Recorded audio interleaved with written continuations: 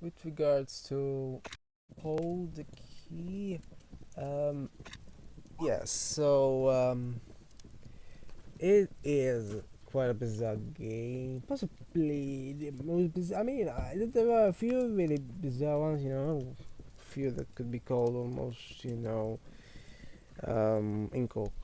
or, sort of, could subscribe if they were anime, could subscribe to the Dimension genre.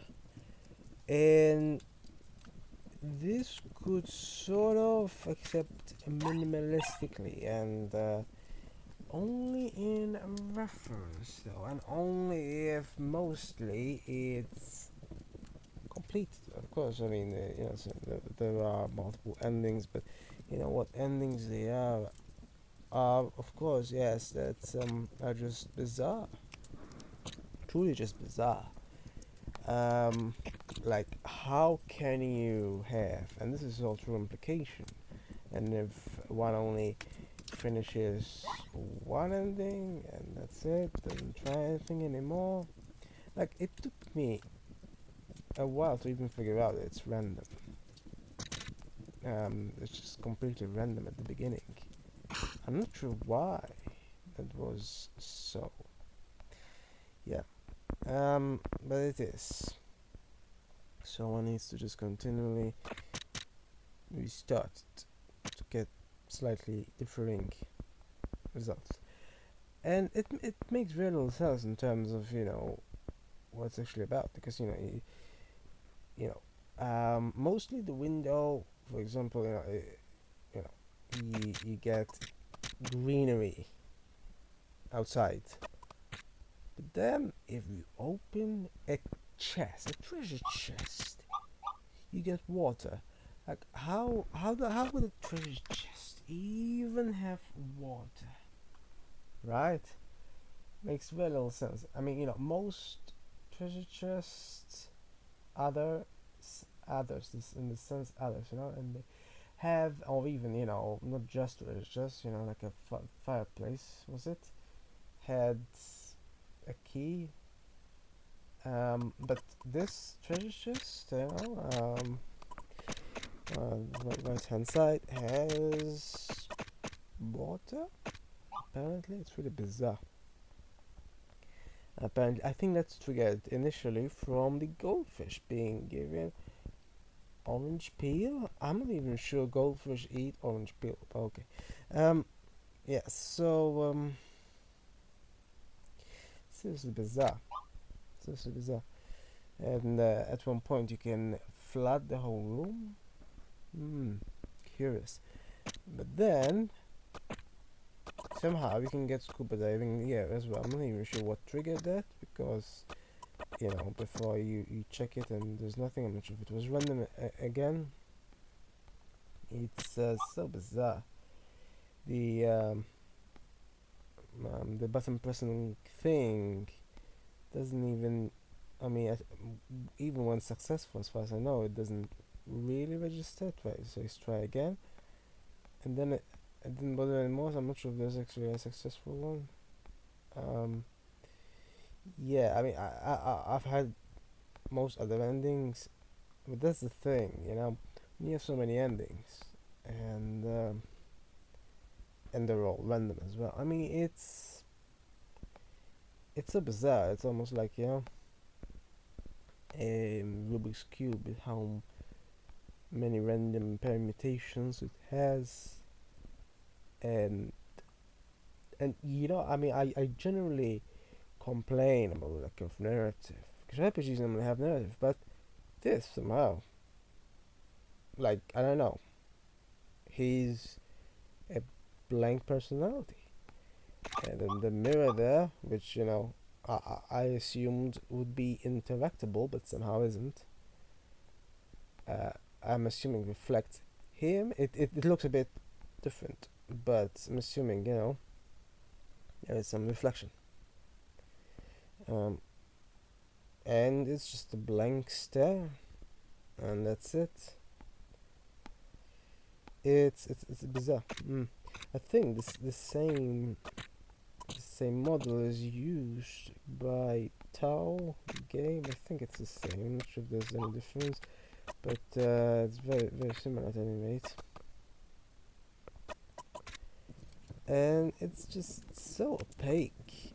I mean, honestly, the first time I tried it, I gave up. It was just so confusing, man. I reached a point when I couldn't do anything else. I tried, and the only thing remaining was the lock, and even the lock and the door in the middle seem to be completely random. As in, there's no hints as to what that really shouldn't be done, in my opinion. I mean, at least with the others, I mean, even when you get randomness, at least when you figure out it's random, and that's what happened today. Then I just figured out it's random, and so then everything could simply be so saving and loading isn't so much really necessary at all in this sense. So of all the games that disable saving and loading, but this one, I sort of like I generally don't mind if they're enabled for everything, but some games for some bizarre reason disable it, like Memories of a Dragon, within the same one map thing. And for some, I don't know why, because it just increases just all the different choices that one wants to go through. It would be better if you can just save and load and such. But this, since randomness is such a crucial aspect, I'm still not entirely sure why.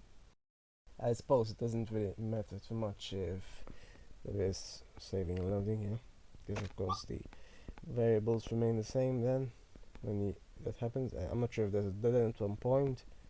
I think the only way forward would have been the lock, and that isn't really. Okay, it's one thing to use randomness, but that's just you don't expect people to use to try literally every single number. So unless there's hints or something, I don't think trying numbers should really be done. Yeah, that's a fair play to true, of course. And it's otherwise though, it's quite confusing. It's quite something. The first thing, of course, that gives you an impression are the pastel items and everything. It's quite fairly pastel, I think. So yeah, it's not quite vivid in a sense. Not that doesn't make it, but it's pastel, just like the personality is blank. So in a way, they mirror each other, even if they still contrast and yet mirror each other. So you see, even with a narrative, it's sort of still conveying something. That's why I'm saying, of all the games that I complain have no narrative, most have no narrative and yet don't really have anything else that is implied as well. Whereas this does, to be fair, not much that makes sense is implied. Unless somehow reading a book about sheep implies something, and sleeping thereafter. I'm sure that's a useful technique, but it's quite curious how that's one of the endings as well. Quite curious. But yeah, definitely the best ending I think is the scuba diving one. Just swimming away from your home, and how when you get the fireplace to sizzle out, how you can hear the water in the background like it's some sort of like you in a fishbowl. That's a pretty cool effect. Like, I thought at first only the fireplace had any sort of sound to it. No, it had two. Yeah. And that's the other thing is, at first I thought that no music is annoying. Of course there was a fireplace, so at least there was something. But then it went away, and that's when the silence is annoying. But it sort of makes sense, doesn't it? He has a blank personality. The items are pastel, so in a way it makes sense that there's no music. But then you get the fishbowl effect, and you can see why there's no music. It's quite curious how it works. Of course, if you have music that is at all loud, then yeah, it would be a problem to make the fishbowl effect, wasn't it? Of course. Um, so yeah, what I noticed is that shadows had also been removed. So I ended up wondering then, why would shadows be removed? Well, what is the primary aspect of shadows? The 3D effect. Now, I don't know, I mean, what this person was trying to do here. Because, of course, the character there is still has a 3D model. Not so much, I mean, I don't think the, the main image isn't 3D per se. Whenever a picture pops up, though, it is. So, what is it though about 2D and 2D? Because obviously it's otherwise 2D. Then, the shadows are there. Clearly, it's a decision to take away shadows, so it would appear to be even less 2D. Because I mean, not normally it's 2D with shadows, so it's kind of pseudo 3D. Not really. I mean, very pseudo 3D. I mean, it can be, something like that RPG Maker plugin that converts into 3D is pseudo. Not so much when you have merely shadows, of course. So then the question is, why though? Why does it need to be? Does it need to have even less of a 3D sort of look? Wow.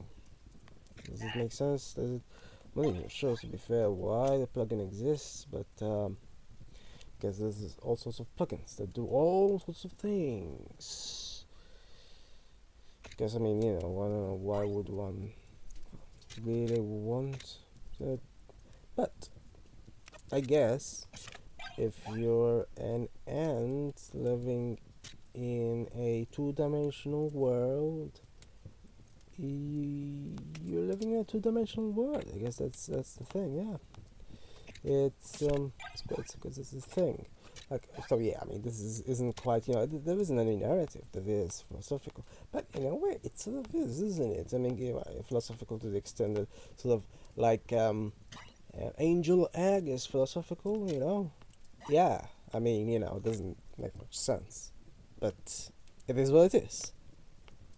um Definitely, I suppose one could say. Yeah. um So yeah, it's sort of comparable to that. The problem though is that if one wants to see all the endings, then it's difficult. I mean, because it's so obscure, so you don't even know where to begin to see, ending X or ending Y, So it's a problem. It's confusing, and it's a problem. I mean, I think I saw most of the endings, but I'm not sure. I cannot be sure. But either way, I mean, it's just something that's confusing, but otherwise it's still, it was still curious, and I still kind of liked it, but as a puzzle, I mean, it's bizarre. Certainly, it's not linear, and it's random. The randomness aspect really took me by surprise. Yeah, as I said, I didn't even notice it at first on my first try, and then I actually noticed it days later. So yeah, randomness and no shadows. Curious choices, certainly. But otherwise, yeah, I mean, it's a weird game, so I'm guessing, just it's to complement the weirdness. And as far as weird things go, I generally like them. I generally like weird things, even with no narrative. Somehow, I generally like them. Yeah. So overall, it's interesting. It's sort of yeah, works like a Rubik's cube, I guess, as I mentioned. Hmm.